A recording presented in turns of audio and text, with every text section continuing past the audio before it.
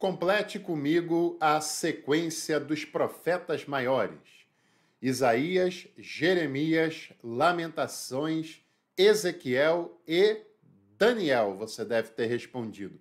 Mas se eu disser para você que Daniel não é um profeta, não é um livro profético, e foi classificado dessa maneira de modo um tanto quanto equivocado, porque na Bíblia hebraica original não é essa a classificação que o livro de Daniel recebe. Esse livro é muito interessante e repleto de uma série de informações que a gente precisa conhecer. E é sobre isso o tema da nossa aula de hoje, da nossa EBD online desta semana, a Escola Bíblica Dominical. Para você que tem acompanhado aqui a nossa sessão, que começa sempre aos domingos a partir do meio-dia, você sabe que nós já analisamos todos os livros do Pentateuco, também analisamos todos os 12 livros históricos, todos os 5 livros poéticos, e hoje nós vamos encerrar os chamados 5 livros atribuídos aos profetas maiores. Domingo que vem nós vamos começar a analisar os profetas menores, os 12 profetas, e vamos analisá-los um por um, e você, é claro, não pode perder de maneira nenhuma. Esse canal tem sim compromisso, amor e devoção pela Bíblia e por uma análise séria, comprometida com o texto bíblico. Se você perdeu um dos episódios, você deve assisti-los novamente. Você deve ir lá buscar a playlist, está completa à sua disposição. Se você já viu, pode ver novamente, e eu tenho certeza que você vai gostar bastante. Como também, é claro, eu faço convite para você se inscrever no canal, ativar todas as notificações, deixar o like, que é importante aqui para o nosso trabalho, e também compartilhar esse vídeo, porque muitas pessoas têm o interesse de conhecer melhor a Bíblia, mas, infelizmente, têm tido contato a ensinamentos muito desconexos e de pouca qualidade. Vamos lá fazer uma teologia com mais diálogo, respeito e compreensão do texto bíblico e dos seus contextos. O livro de Daniel foi classificado como um profeta maior pela Septuaginta. A Septuaginta, você já me ouviu falando por aqui, que foi a tradução dos textos do hebraico para o grego, quando essa visão helenizada já tomava conta de boa parte do mundo antigo daquela época, inclusive de comunidades judaicas muito expressivas, como a comunidade de Alexandria, um importante centro cultural que ficava no Egito, que eu falei com detalhes sobre isso na nossa coluna de História do Cristianismo. Depois vai lá conferir. Essa visão helenizada meio que universalizou essas comunidades judaicas, e uma das maneiras que isso aconteceu foi através da cultura e através do idioma grego. O Antigo Testamento é traduzido para o grego, né, do hebraico para o grego, até para que essas comunidades não perdessem o contato com as Escrituras, e essa versão tem algumas reorganizações, e o caso do livro de Daniel, que é um livro bem mais recente do que os outros escritos do Antigo Testamento, ele foi organizado logo após o livro de Ezequiel e logo antes dos 12 profetas menores, que na Bíblia hebraica eram considerados um único livro e depois foram sendo divididos e nomeados como os 12 profetas menores que a gente conhece.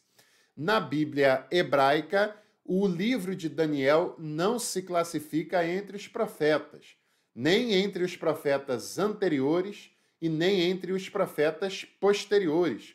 O livro de Daniel na Bíblia hebraica é considerado um escrito, faz parte da classificação dos escritos, dos ketubins, né? Que é a terceira e última parte da forma como a Bíblia hebraica ela é organizada. Também na Bíblia hebraica nós temos um detalhe bastante interessante sobre esse livro de Daniel. E se você utiliza aí uma Bíblia protestante ou se você utiliza aí uma Bíblia católica, você vai perceber que há diferenças do livro de Daniel de uma Bíblia para outra. A maioria dos assuntos, a maioria das histórias está mantido, mas tem especificidades. A Bíblia protestante, ela segue o modelo da Bíblia hebraica e mantém o texto de Daniel com 12 capítulos. Se você tiver um exemplar dessa Bíblia, você pode conferir aí. Mas a Bíblia católica, ela seguiu a organização da Septuaginta, e se você também tem uma Bíblia católica aí nas suas mãos, você pode conferir que o livro de Daniel, na Bíblia católica, possui 14 capítulos e não 12, assim como na Septuaginta também já tinha 14 capítulos. O que é que mudou? Além dos 12, tem a história de Susana, que é o capítulo 13, e também a história conhecida como Bel e o Dragão, que é o capítulo 14 do livro de Daniel. Bom, independente de qual é a Bíblia que você utiliza, vale a pena você também conhecer essas histórias, não custa nada, e vai agregar também conhecimento e reflexão na sua vida, né? Vale a pena, sem dúvida. O livro de Daniel é um escrito tardio. A gente tem falado aqui ao longo das escolas bíblicas dominicais de livros escritos no período do exílio, alguns antes, a maioria até depois, né? Mas não tão depois quanto é o livro de Daniel. Esse é um livro bem mais recente, talvez um dos mais recentes do Antigo Testamento. Ele foi fixado na Bíblia hebraica apenas, provavelmente, por volta dos anos 90 já depois de Cristo, para você ter uma ideia do quão recente é esse texto, o texto de Daniel. No livro, por exemplo, a gente já percebe uma preocupação clara em aprofundar a ideia do monoteísmo, coisa que não tinha na maioria dos textos do Antigo Testamento, quando o povo ainda estava nessa transição da monolatria para o monoteísmo. E nós vemos outras preocupações cerimoniais, outros ensinamentos de leis religiosas, de leis de purificação no sentido monoteísta, que nós vamos falar já já, e são assuntos mais recentes do que assuntos pré-exílio e até durante, um pouquinho depois também do exílio, como estará presente em outros livros que a gente até já viu por aqui. O autor de Daniel, ele resistia ao assédio de romper as tradições alimentares. Eram tradições estabelecidas lá atrás no Pentateuco, né? Lá atrás, que eu digo em termos de organização, porque o Pentateuco não foi escrito lá tão atrás assim na história, já é num momento ali próximo ao exílio, com uma retroprojeção daquela passagem, mas são ensinamentos importantes, sobretudo de uma ótica sacerdotal, que vai se percebendo que aqueles costumes não estão sendo tão cumpridos assim, tão seguidos assim, principalmente pós-exílio, e o autor de Daniel volta e volta com força a esses temas para falar com ênfase da necessidade, da nobreza, da pureza que tem uma pessoa não se comprometer com alimentações que são proibidas pela lei judaica, alimentações atribuídas a povos estrangeiros, pagãos, politeístas, povos idólatras, né? E o povo de Israel, o povo judeu, tem que ser diferente disso. Por exemplo, uma passagem muitíssimo conhecida, que é Daniel, capítulo 1, versículo 8 até o versículo 10, diz assim: resolveu Daniel firmemente não contaminar-se com as finas iguarias do rei, nem com o vinho que ele bebia.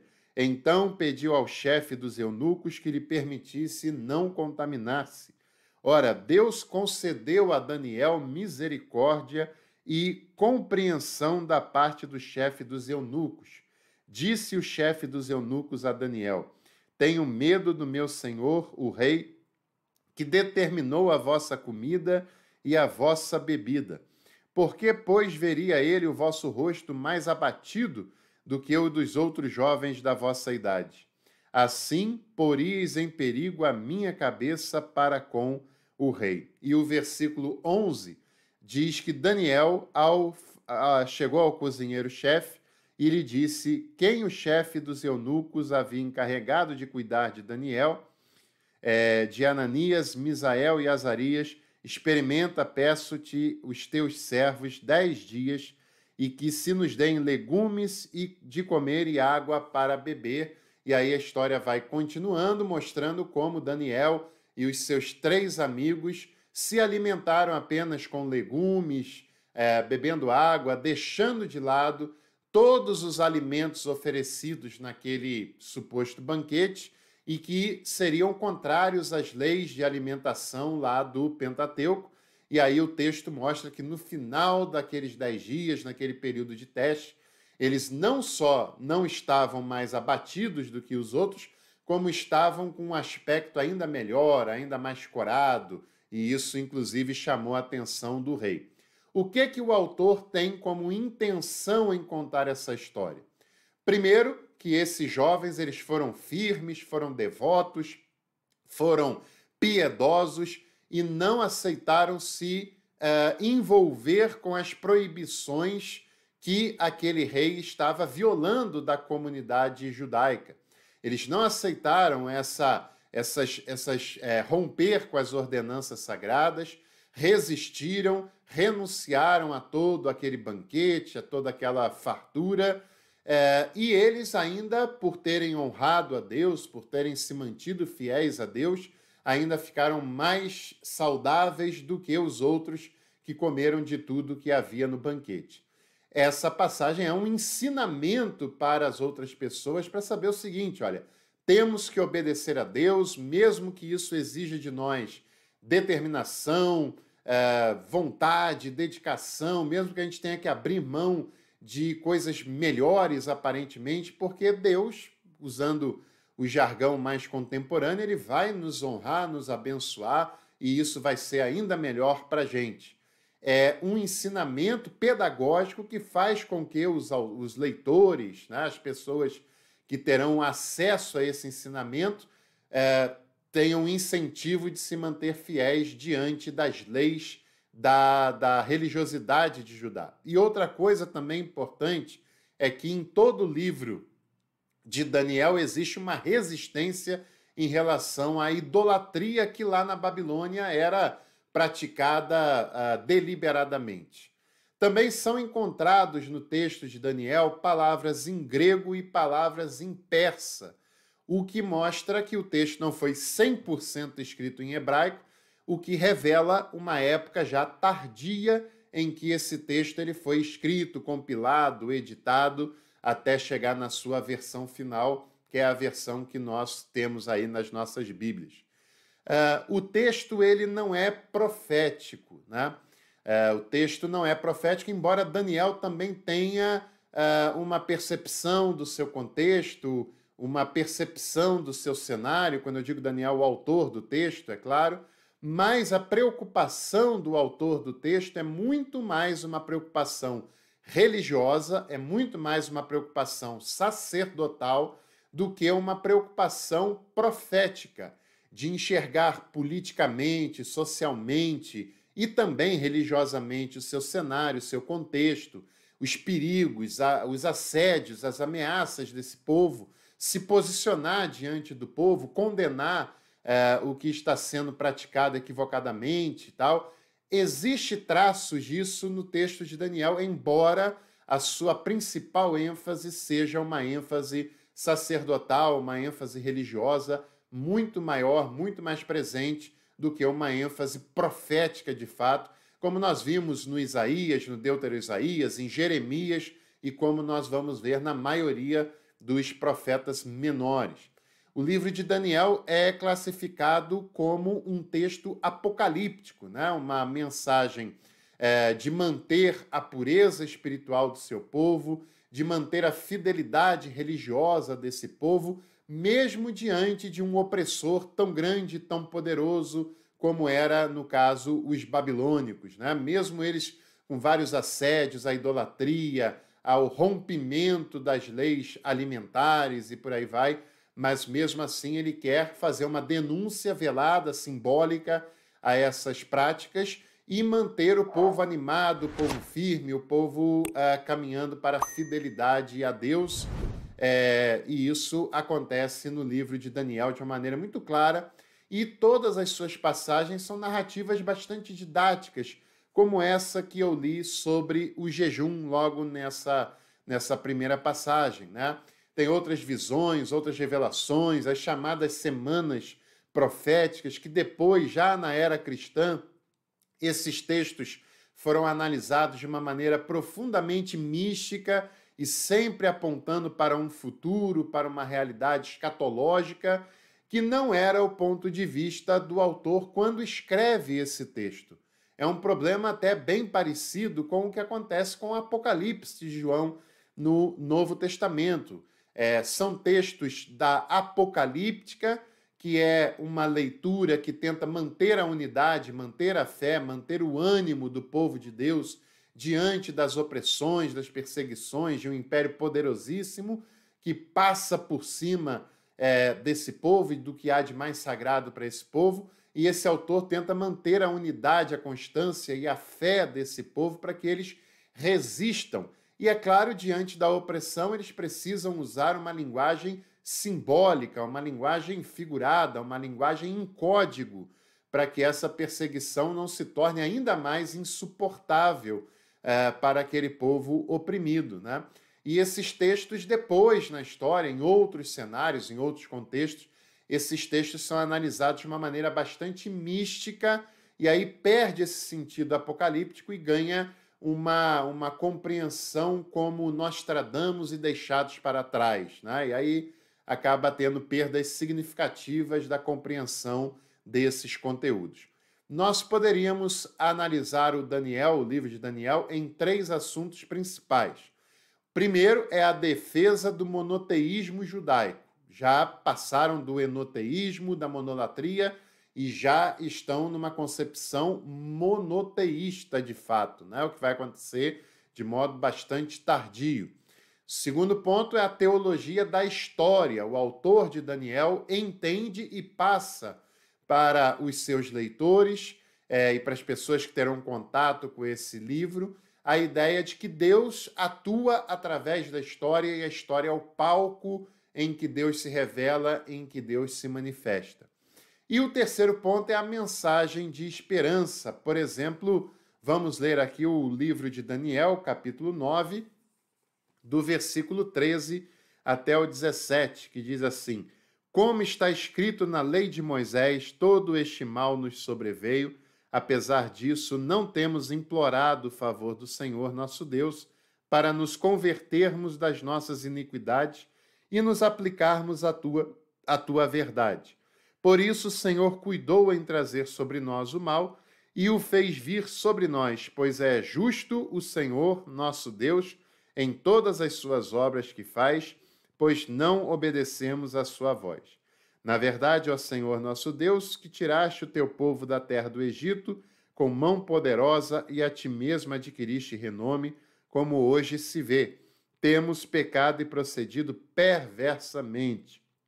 Ó Senhor, segundo todas as tuas justiças, aparte-se da tua ira e o teu furor da cidade de Jerusalém, do teu santo monte, porquanto, por causa dos nossos pecados e por causa das iniquidades de nossos pais, se tornaram Jerusalém e o teu povo opróbrio para todos os que estão em redor de nós. Agora, pois, ó Deus nosso, ouve a oração do teu servo e as suas súplicas, e sobre o teu santuário assolado faze resplandecer o rosto por amor do Senhor. Então, é uma mensagem de esperança, uma mensagem de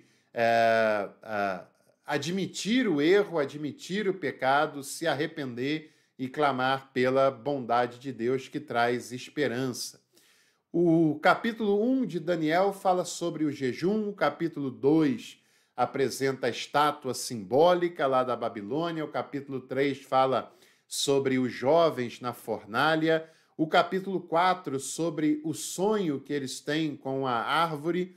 O capítulo 5, aquele enigmático capítulo sobre a escrita na parede. Depois o capítulo 6, a famosíssima história de Daniel sendo jogado na cova dos leões. O capítulo 7 fala dos 4 animais simbólicos do livro de Daniel. O capítulo 8 tem uma visão. O capítulo 9 é as 70 semanas de Daniel, tão envoltas em mistérios e tudo mais. E do capítulo 10 até o capítulo 12 é a visão final e também as mensagens finais do livro de Daniel. E aí, se for uma Bíblia católica, o capítulo 13 é a história de Susana e o capítulo 14, a história de Bel e o dragão. É um texto muito interessante, muito inspirador, que se a gente consegui-lo ler sob a ótica da apocalíptica e deixando um pouco de lado o misticismo que essas visões escatológicas conservadoras tomaram conta do texto, nós o compreenderemos de um modo melhor, mais claro, e tiraremos ensinamentos muito significativos deste livro de Daniel. E você, gostou do nosso vídeo de hoje? Se gostou, deixe seu like, compartilhe esse conteúdo e você também tem a chance de fazer um curso completo de teologia com a gente. Não só estudar teologia bíblica, mas estudar teologia sistemática, teologia pastoral, teologia da história, né? A história do cristianismo, e pagando apenas R$ 29,99 por mês até o final do curso. É só clicar em Seja Membro e escolher o plano Café Completo que você começa agora mesmo sem perder nenhuma aula. Venha com a gente, um bom domingo para você e sua família e a gente se encontra nos próximos conteúdos do canal. Tchau, até a próxima.